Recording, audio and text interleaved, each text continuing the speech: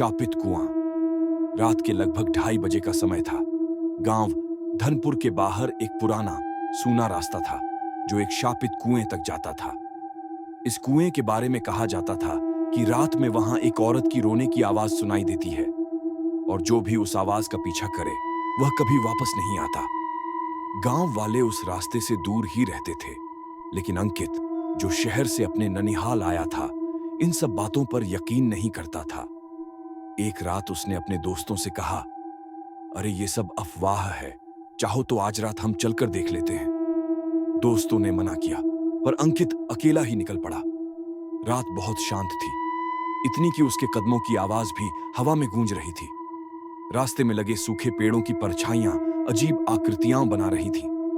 जैसे जैसे वह कुएं के पास पहुंच रहा था, अचानक ऊह ऊह, कोई है, कोई है।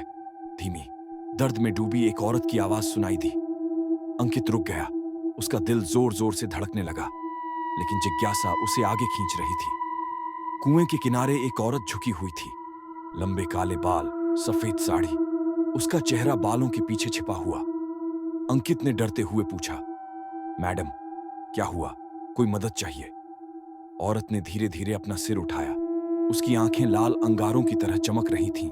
चेहरा पूरी तरह काला, उभरी हुई नसें और मुंह से खून टपक रहा था। एकदम से वह गरजती हुई बोली, मेरे बच्चे को वापस लाओ, अभी अभी। अंकित डर के मारे पीछे हटने लगा, लेकिन उसके पैर जमीन से जैसे चिपक गए थे। अचानक कुएं से पानी की जगह काले हाथ बाहर निकलने लगे। हजारों हाथ जो किसी की तरफ बढ़ रहे हों। औरत ने चीखते हुए कहा, जिसने भी मेरे बच्चे का रोना सुना वह इससे बच नहीं सकता। अंकित की चीख अंधेरे में खो गई। अगली सुबह गांव वाले कुएं के पास पहुंचे। कुआं वहीं था, पानी शांत, लेकिन कुएं की दीवार पर लाल खून से लिखा हुआ था, एक और आत्मा मेरे कुएं की।